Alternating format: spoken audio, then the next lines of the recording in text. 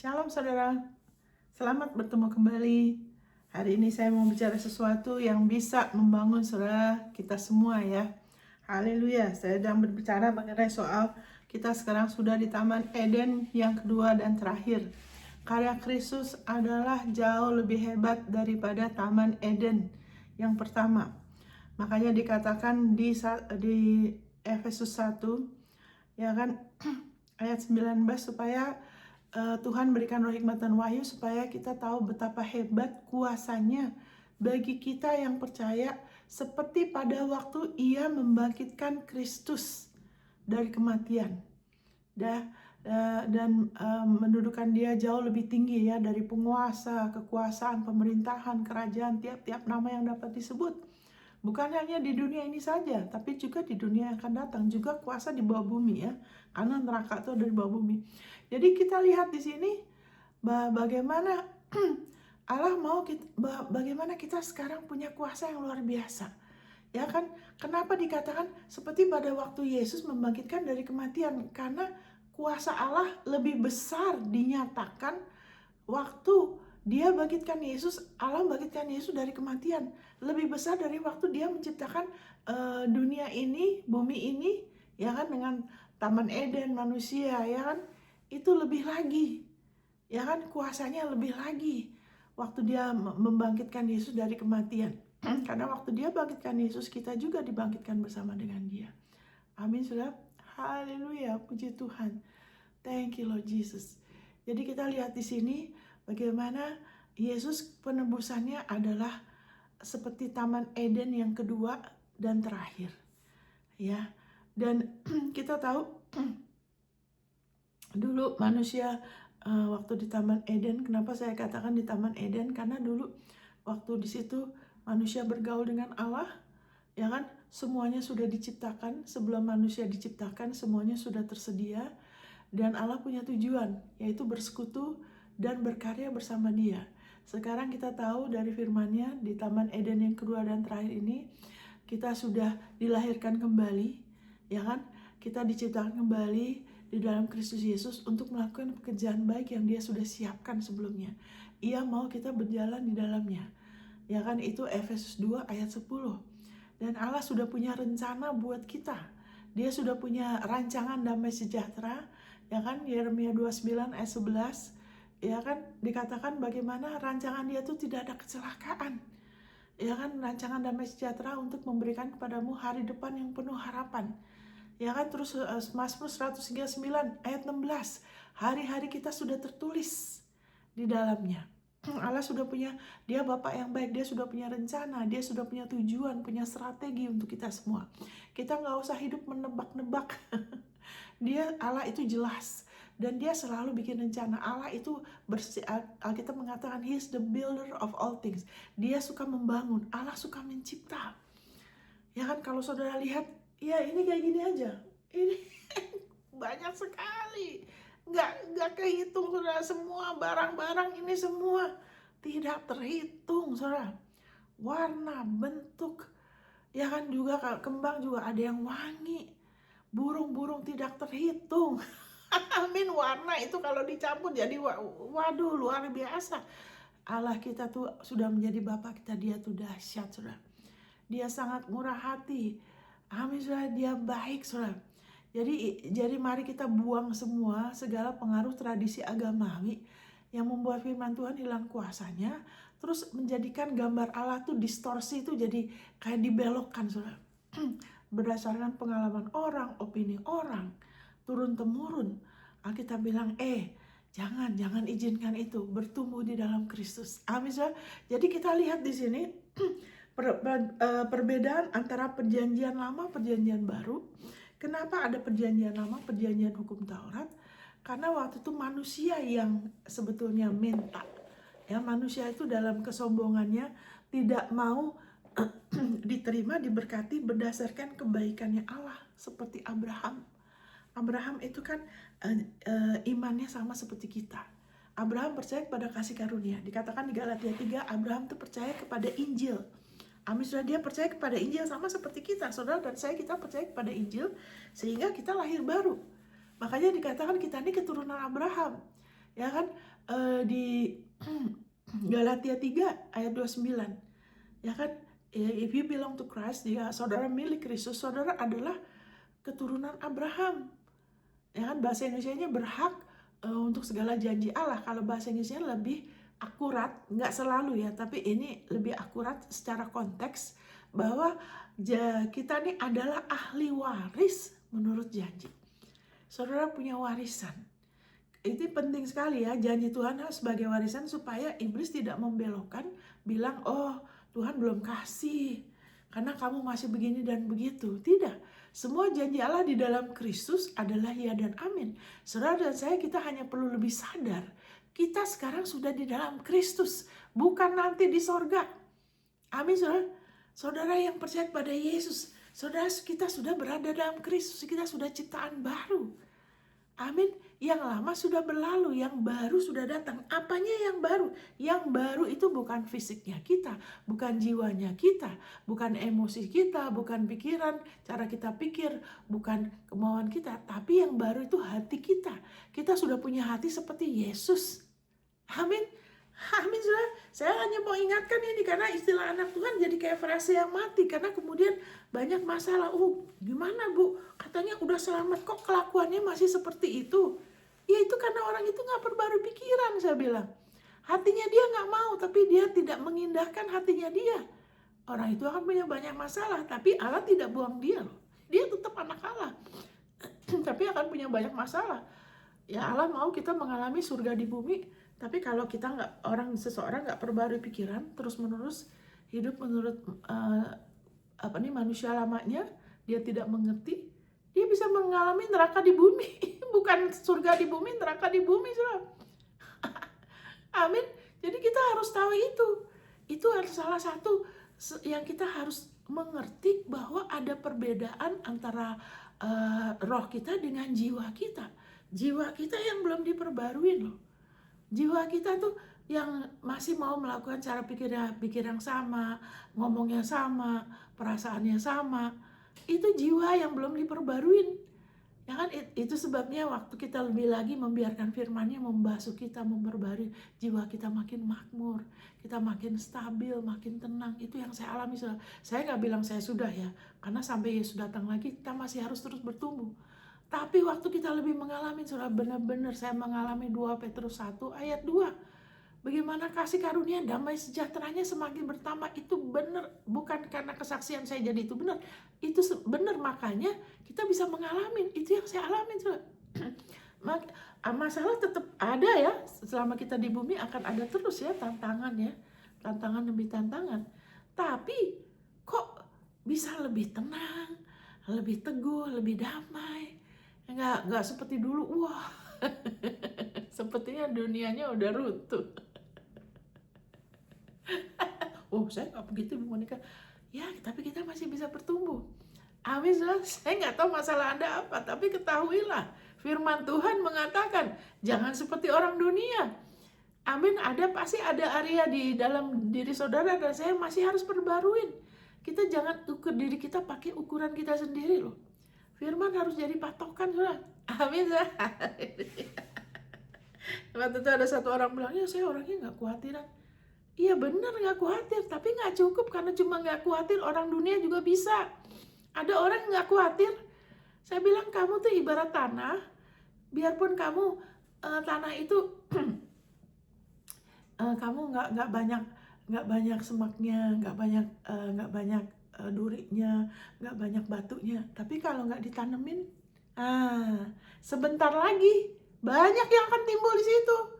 Betul kan? Tanah itu kalau nggak dirawat, kalau nggak ditanamin, nanti yang lain-lain bakal tumbuh dan itu tidak ada gunanya. Itu semak. Amin, saudara. Begitu juga kita harus jadikan firman-Nya jadi patokan ya. Jadi saya mau bicara mengenai perbedaan antara perjanjian lama dan baru. Karena perjanjian lama itu perjanjian hukum Taurat. Itu segala sesuatu tuh tergantung dari kita, manusia, bukan kita ya. Saya nggak usah nyebut kita, karena sebetulnya kita nggak ada hubungannya. Yang ada tuh orang Israel. orang Israel, orang Yahudi, perjanjian lama, perjanjian hukum Taurat. Makanya kalau ada orang mau terus menghubung-hubungkan, itu sebetulnya nggak ada artinya. Karena perjanjian lama itu, perjanjian hukum Taurat itu hanya antara orang Yahudi sama Tuhan. Itu memang memang latar belakang, ya kan, iman kita, latar belakang di mana kita perlu mengerti, tapi kita tidak terlibat langsung di dalamnya. Amin, saudara. Kita bukan orang Israel loh, kita bukan orang Yahudi, tapi sekarang secara roh Alkitab menyebutkan kita nih Israel sejati, kita orang Yahudi sejati, karena secara roh kita sudah lahir baru, kita sudah keturunan Abraham, tapi kita tidak terlibat langsung, ya kan, perjanjian lama dengan Tuhan seperti orang Israel. Jadi perjanjian lama itu ialah segala sesuatu berdasarkan kelayakan perbuatan mereka. Ya kan, mereka dibenarkan karena melakukan. Kalau sekarang kita dibenarkan karena iman baru melakukan. Itu beda sekali, saudara. Kita sekarang memiliki damai sejahtera dengan Allah karena kita dibenarkan melalui iman.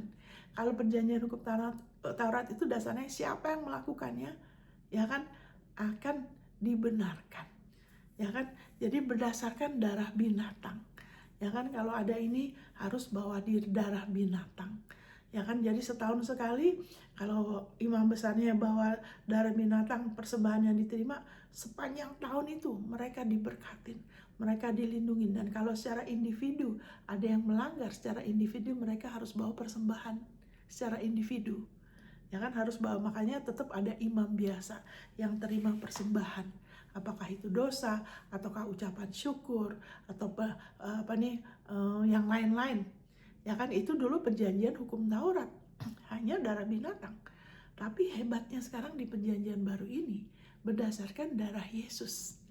Itu tidak bisa dibandingkan. Alkitab bilang tuh perjanjian sekarang itu jauh lebih baik karena didasarkan atas janji-janji yang lebih baik. Itu Yesus jadi pengantara. Yesus yang jadi pengantara, bukan pendeta, bukan orang, ya. Karena kadang-kadang orang ada yang cenderung menjadikan pendeta itu seperti perantara antara dia sama Tuhan. Saya ini juga pendeta, saya bukan perantara saudara sama Tuhan. Amin. Saya juga harus percaya Tuhan. Saya bisa membantu saudara, mengajar saudara, itu yang saya lakukan sekarang. Tapi saya bukan perantara. Yang perantara saudara dengan Allah itu Yesus. Doa saudara didengar karena saudara percaya kepada Yesus. Makanya perbarui pikiran kita, menghargai pendeta, menghormati, mendukung, mendoakan.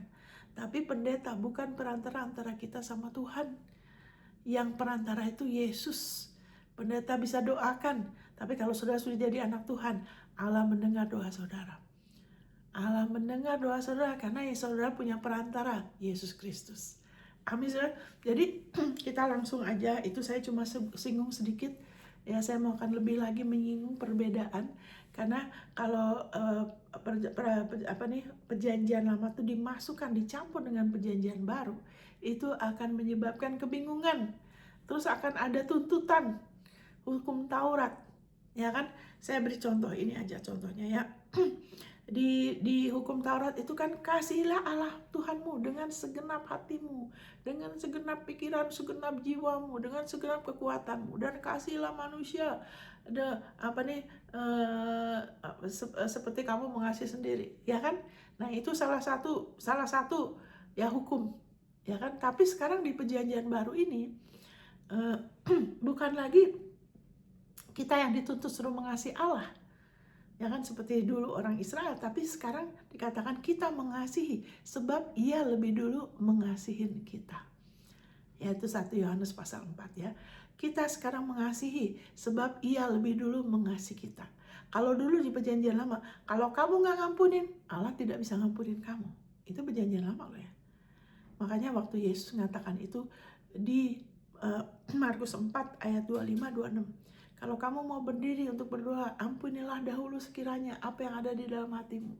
Karena kalau kamu nggak ngampunin, Allah Bapa tidak akan mengampunin. Nah, itu perjanjian hukum Taurat. Makanya Matius, Markus, Lukas, Yohanes, kita harus tahu memilah. Yang mana Yesus ngomong sama siapa, di bawah perjanjian apa. Kita nggak bisa asal ngambil ayat terus kita terapkan gitu aja. Kita harus mengerti, karena ini semua perjanjian itu ada legalitasnya. Nggak bisa seenaknya saudara.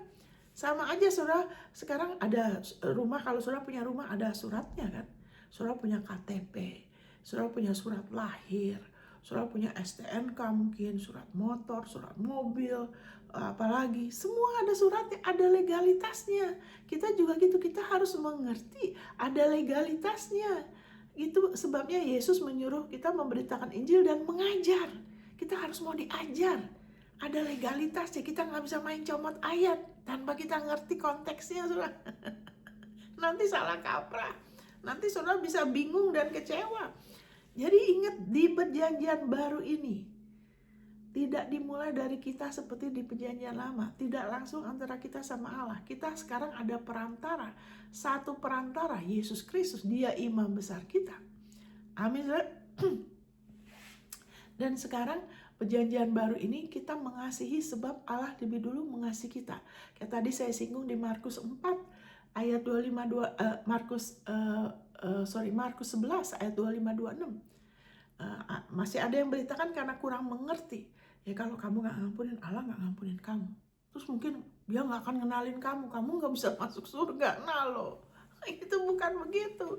Sekarang di perjanjian baru ini, ya kan, Efesus 4 ayat 32. Sekarang kamu mengampuni sebagaimana Allah di dalam Kristus sudah mengampuni kamu. Jadi itu hukum Taurat sudah digenapin. Amin, saudara.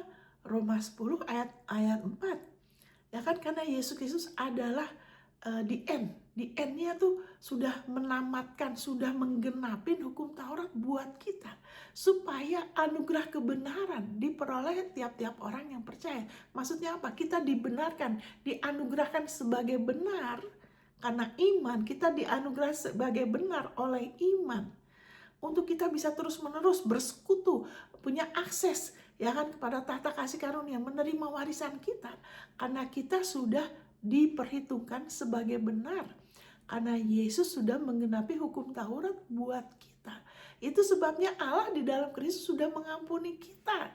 Kita sekarang mengampuni karena Dia sudah lebih dulu mengampuni kita. Amin, saudara.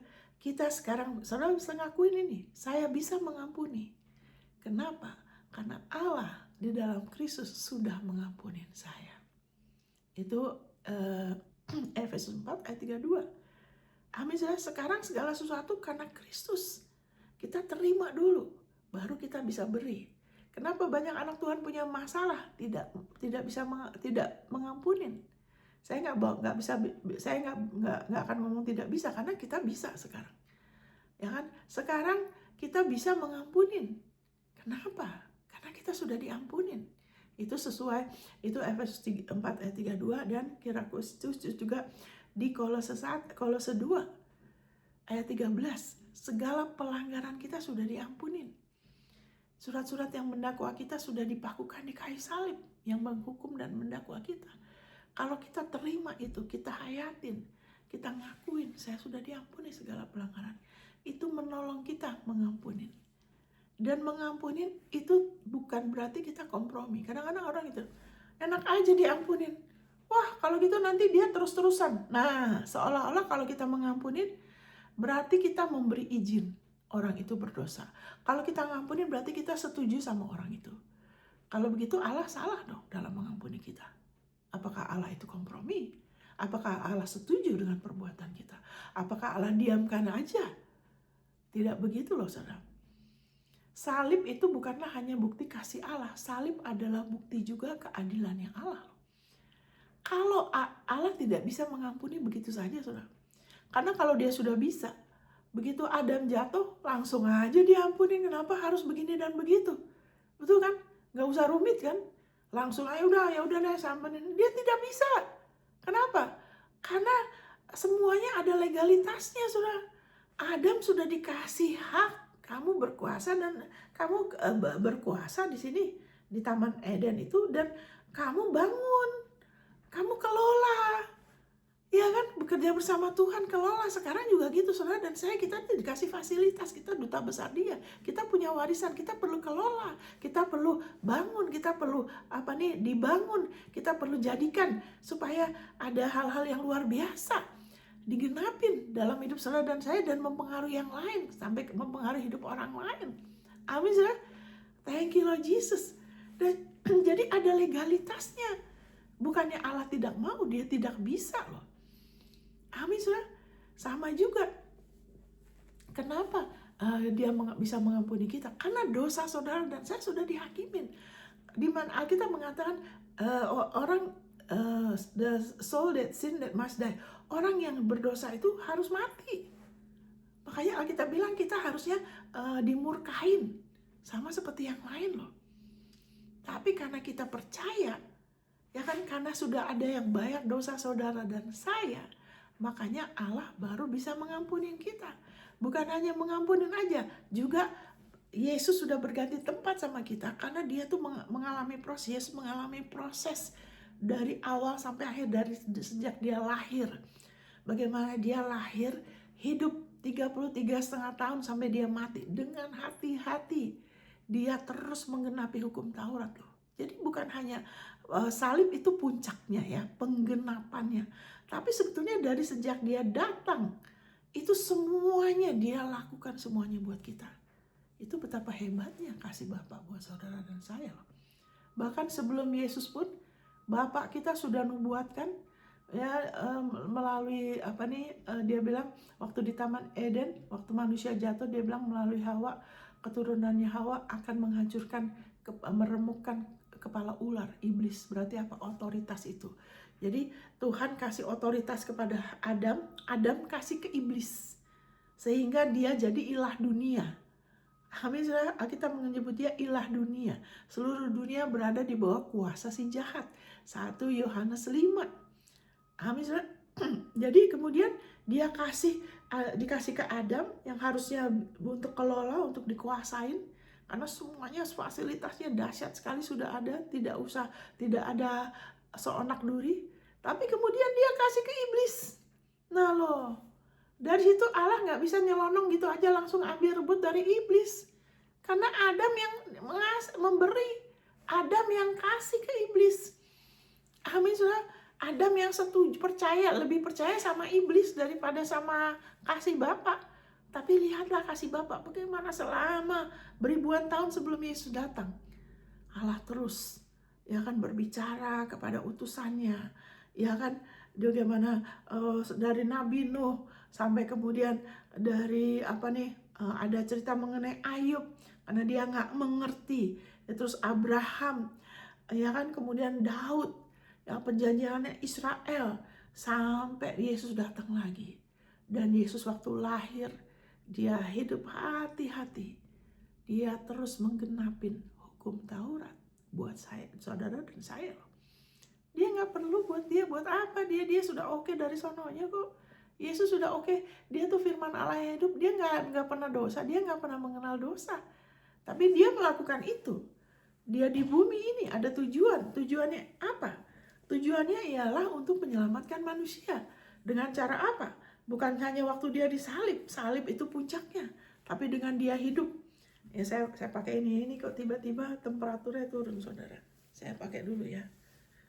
Jadi dia mengenapin hukum Taurat 33,5 tahun saudara. Supaya apa? Saudara bisa menerima kebenarannya dia. Itu orang yang menggenapi hukum Taurat adalah orang yang layak diberkatin, ya kan, dilindungin selalu, diberkatin dalam segala hal. Ada perkenanan Allah, ya kan, ada perkenanan Allah, penyertaan Allah, ya kan, itu orang yang menggenapi hukum Taurat.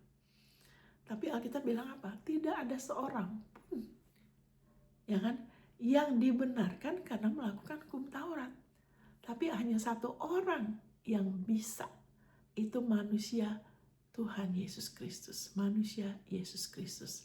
Makanya dikatakan siapa yang percaya Yesus sebagai anak Allah adalah orang-orang yang mengalahkan dunia. Karena hanya satu orang yang bisa mengenapi hukum Taurat. Amin saudara. Yaitu firman Allah yang sudah jadi manusia, Yesus. Dia yang menggenapi hukum Taurat buat saudara dan saya, bukan untuk dirinya dia. Karena dari sononya dia udah oke, tapi untuk saudara.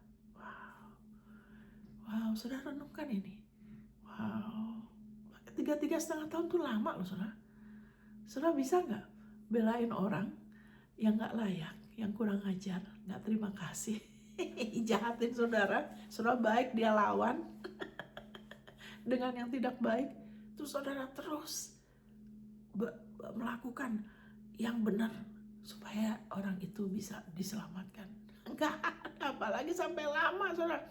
Tidak usahlah 33,5 tahun. Kita mungkin nggak mau. Ngapain orang begitu? Ya, tapi Allah tidak begitu. Di mata Allah, manusia berharga. Saudara berharga di mata Allah. Makanya kita bilang Yesus bisa mengatasi salib. Kenapa? Karena dia lihat sukacita yang di depan dia. Dia melihat saudara, dia melihat saya diselamatkan, tidak binasa. Bagaimana dia menyenangkan hati Bapa. Karena waktu dia tahu kita diselamatkan, itu menyenangkan hati Bapa kita, saudara. Bapa surgawi saudara. Wow. Saudara, kalau kita renungkan gini, wow. Itu dikatakan betapa Allah tuh mengasihi kita dengan kasih yang sangat besar. Itu 1 Yohanes pasal 3. Behold, lihatlah, what manner of love, kalau bahasa Inggrisnya tuh, waduh, kasih yang begitu rupa ya. Kok bisa ya mengasihi kita yang sebetulnya nggak layak untuk dikasihin ya, yang harusnya dimurkahin, yang harusnya dihukum. Sama seperti saudara-saudara Yusuf, kita ini seperti 10 saudara-saudara Yusuf, saudara, yang sempat jual dia. Itu seperti gambaran Yusuf, itu seperti gambaran Tuhan Yesus. Ya kan, bagaimana dia dijual sebagai budak. Ya kan, Yesus juga menjalani hidup di dunia. Dia mengenapi hukum Taurat buat kita. Yusuf juga gitu ya. Dia yang bersusah-susah sampai dimasukkan penjara. Yesus udah mengenapi hukum Taurat. Dia tidak ambil hak dia untuk diberkati. Dia wariskan itu untuk saudara dan saya. Makanya janji Tuhan itu adalah warisan. Sayang di bahasa Indonesia diterjemahkan sebagai bagian yang ditentukan. Itu tidak begitu. Itu bahasa Inggrisnya lebih sesuai konteks. Itu warisan. Kenapa warisan? Karena itu adalah berdasarkan jerih payah orang lain. Kalau bagian yang ditentukan belum tentu. Bisa aja saudara begini gitu, oke, ya udah saya kasih ini, bagian ini. Seperti gaji. Ya kan, seperti upah. Tapi janjinya dia adalah upah iman. Karena kita beriman. Tapi yang jerih payah bukan kita. Yesus 33,5 tahun hidup sepenuhnya bergantung sama Bapa. Ya kan, dia selalu apa yang Bapakku lakukan, aku lihat dia baru aku lakukan. Dia terus-menerus bersekutu, kadang semalam-malaman. Oke, mana Bapak? Muridnya yang harusnya yang mana nih? Harusnya sesuai dengan rencanamu. Dia nggak seenak dia sendiri. Kadang-kadang ada orang melayani maunya aja, yang penting pelayanan. Tidak begitu, Yesus tidak begitu. Amin. Yesus nggak begitu, dia hidup dipimpin oleh Bapaknya. Kita harus dipimpin sama firman, sama rohnya, bukan hanya asal melayani loh. Yang penting pelayanan, kita bertumbuh ya. Tidak semua pelayanan yang Tuhan tidak sesuai juga. Kita harus tahu firmannya, rohnya harus jadi pas. Bukan hanya rohnya aja. Ada orang yang bilang Tuhan, Tuhan, tapi nggak sesuai firman. Jangan mau terima, saudara. Karena roh Allah adalah roh kebenaran. Oke, balik lagi. Jadi kita lihat di sini, kenapa saya ingatkan gini, supaya saudara tahu betapa besarnya kasih Allah sama saudara. Betapa hebatnya, betapa luar biasanya. What manner of love. Wow, kok kasihnya tuh lain ya sama kasih manusia. Manusia tuh kasihnya kan, kamu baik sama saya baik sama kamu. Kita lagi ngomong mengenai bagaimana orang tuh terus-menerus menuntut orang lain. Saya nggak ngampunin sampai kamu melakukan yang benar. Tapi Allah nggak begitu. Nah, kita tidak bisa tanpa iman, saudara.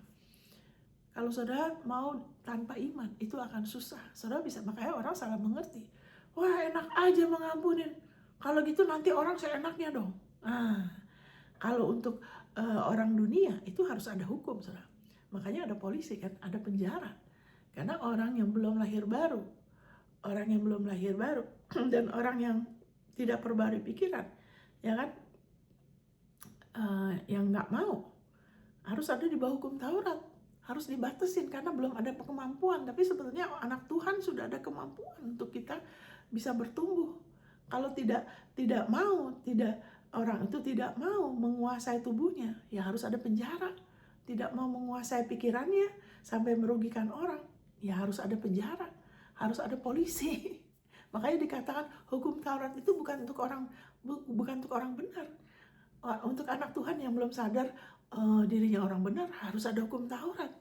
Kalaupun itu anak Tuhan, kalau dia mencuri, dia menipu, ya mau nggak mau harus dimasukin penjara, sudah. Ya kan? Tapi kalau kita mau, kita semua punya kemampuan untuk bisa melakukan yang benar karena kita sudah lahir baru. Jadi balik lagi, kalau kita mengampuni bukan berarti kita setuju, ya, tapi dengan iman kita harus sadar kita sendiri sudah diampuni, dan kalau orang itu melakukan yang tidak benar, kalau kita mengampuni berarti kita melepaskan hak kita untuk menghukum. Ya, saya ulangi lagi, waktu kita sebagai orang percaya, kita melepaskan pengampunan, kita melepaskan hak kita untuk menghukum. Karena kita sendiri sudah tidak dihukum. Kita melepaskan hak kita untuk bersikap seperti hakim. Kita ini bukan hakim. Amin. Kita melepaskan hak kita menyerahkan itu kepada Allah yang adil. Sama seperti Yesus juga. Waktu dia diperlakukan begitu, dia serahkan semua kepada Bapa. Karena yang hakim itu Allah Bapa. Dia yang hakim, kita bukan. Maka firman Tuhan juga mengatakan pembalasan adalah hakku. Ya kan? Yang penting bagian kamu ialah kamu melakukan yang benar aja. Ya kan? Jadi kalau kita ada masalah, ya kan, kita lepaskan pengampunan sebagaimana Allah di dalam Kristus sudah mengampuni kita. Kita melepaskan hak kita untuk menghukum atau menghakimi karena kita sendiri juga sudah gak dihukum. Kita lepaskan kepada Allah. Sudah, ini aja. Bagian saya gak akan menuntut, ya kan? Saya gak ngampunin sampai kamu melakukan yang benar, tidak. Saya mengampuni, ya kan? Tapi bukan berarti saya setuju, bukan berarti saya kompromi. Amin. Saya cuma tidak akan terus-menerus marah, dendam, ngomong lagi ke orang. Ya kan, tidak. Saya lepaskan kepada Tuhan. Dan saya akan melakukan apa yang benar tanpa kompromi. Bukan berarti saya setuju. Lakukan apa yang kita tahu benar, kita nggak usah tunduk sama apa yang tidak benar. Itu artinya. Saya rasa saya nggak bisa lebih dari ini ya. Ini saya bicara mengenai Taman Eden karena di Taman Eden tidak ada kejahatan. Tidak ada maut, tidak ada kebencian. Jadi kalau Taman Eden itu bukan hanya tempat yang indah aja, tapi juga atmosfernya. Dan kita nggak bisa ada atmosfer di surga seperti di atas bumi, di dalam surga, karena kita perlu perselisihan. Kita ada kebencian, kita kemarahan yang nggak selesai. Nanti itu nggak enak, itu surga bukan begitu. Amin. Saya percaya surga tuh surga karena ada hadirat Allah. Ada hadirat Allah di dalam kita. Ada sukacita, ada damai sejahtera. Amin. Saya sampai di situ dulu, ya kan. Saudara lihat ayat-ayatnya, ya kan, bahwa itu sudah digenapin. Sekarang di dalam Kristus saudara bisa mengampuni sebab Allah di dalam Kristus sudah mengampuni saudara dulu. Amin, saudara. Dan tidak ada penghukuman karena saudara sudah berada dalam Kristus. Allah sudah menghukum dosa saudara, sudah menghakimi dosa saudara di dalam Kristus. Saudara adalah ciptaan baru, saudara adalah anak Allah, yang lama sudah berlalu. Itu 2 Korintus 5 ayat 17. Amin, saudara. Jadi saudara sekarang berjalan di dalam damai-Nya, berjalan di dalam kasih karunia-Nya. Semuanya akan menjadi baik dalam hidup saudara, dan Tuhan memulihkan segala sesuatu dalam hidup saudara.